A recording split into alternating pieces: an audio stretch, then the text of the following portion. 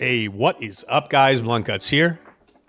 This is a Watch Your Realms video. Thank you so much for tuning into my channel. I do appreciate it. I wanted to make this video to talk about the events that we've got going on in the next week or so.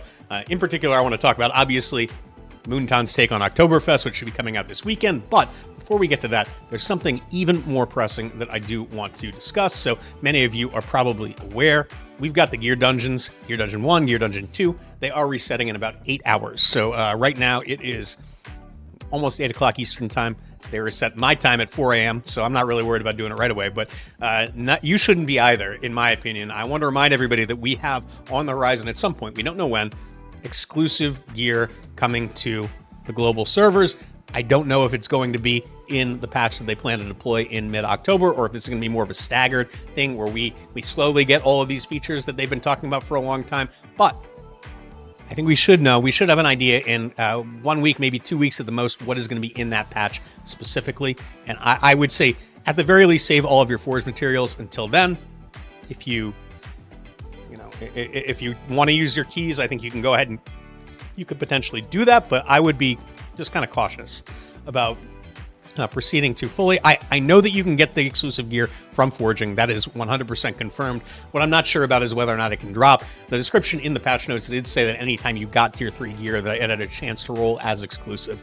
And as you can see kind of here, there are tier 3 drops in Gear Dungeon 1, Gear Dungeon 2.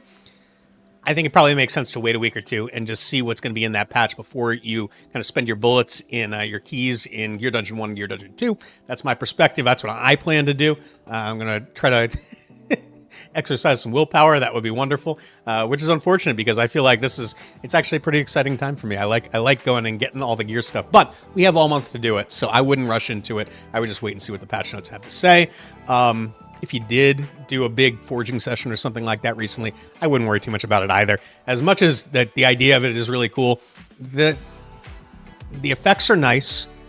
However, the heroes that they're on are not, across the board anyway, triple S tier heroes. Like, I think the Silas one is going to be really big.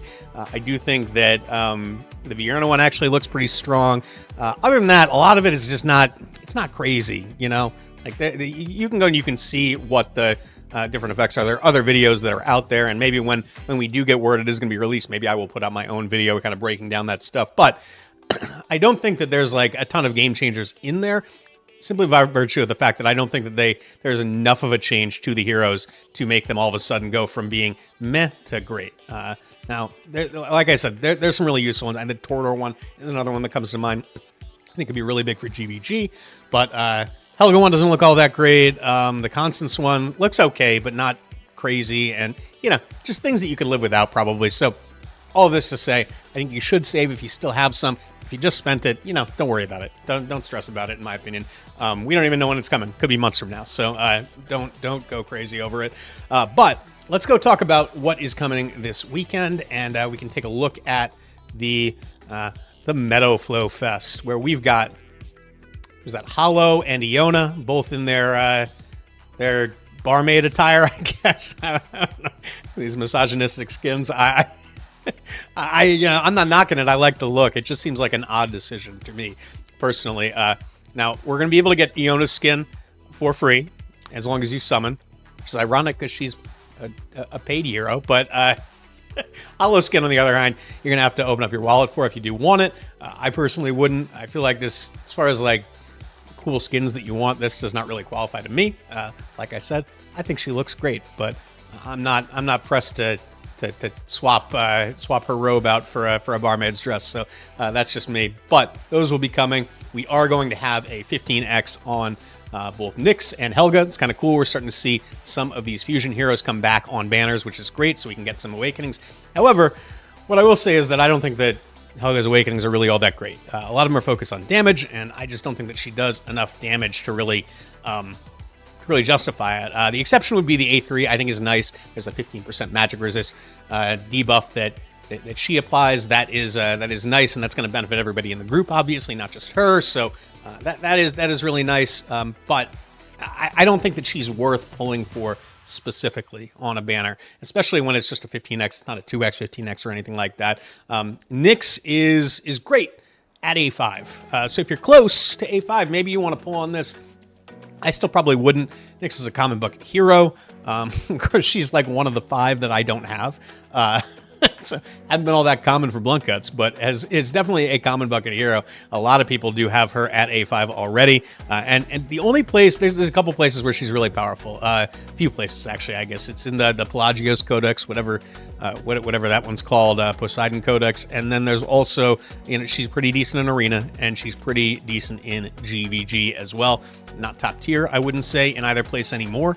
I think since Ingrid came in Arena, she's kind of created this arbiter meta, but if it's not arbiters, you're going in with chaos units and stuff like that, and Nyx isn't going to be made use of in either of those situations. But she is still really good, and it's somebody that you want in your account. I'm kind of tempted to pull here, but because I do know what is coming up with regular summons once this patch deploys, I just can't do it. I got to save everything for when we do start getting some of these bigger heroes that are going to be coming out, the newer guys that are going to power creep a lot. I think you're going to get more bang for your buck if you wait.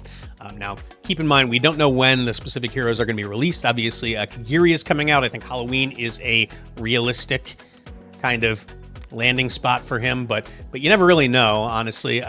We've seen kind of like the Hex and Twyla, I think is what her name is, his bond skill. Lover, sister, whatever, I don't know.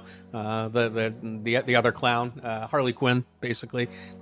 They're coming, and that could be a Halloween banner as well. I really don't know at this point. I'll have to wait for the leakers to give us a little bit more insight into that. They probably won't know until we've got a little bit more information on the patch, right? So, to wait and see what happens with that. But as of right now, I think you're better off saving, I think. Now, this one, on the other hand, I am 100% going to be going all in on. I have wanted Sargak forever. Any of you have watched my GVG videos or any of my summoning videos on Ancients, I'm always talking about Sargak. He has been my most wanted non-Lord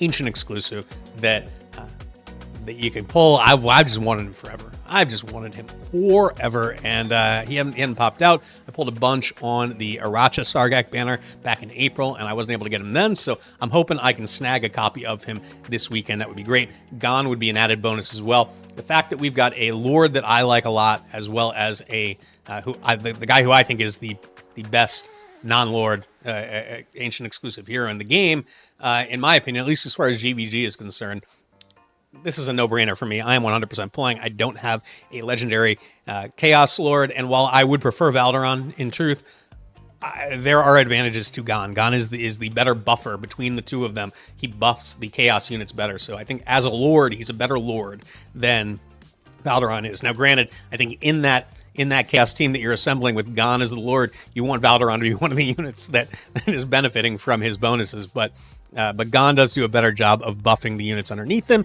He's got a really unique skill set. He looks really cool, and I've been collecting like defense percent attack stat gear for a really long time. I want a chance to try to build something special with my Ghan, and I think I might be able to do it. So I'm going to give that a try. I am certainly looking forward to that. I don't have quite enough to hit Mercy, which is okay though, because if I don't get a Lord, I'll be able to on the next banner that I want to pull on, which is nice.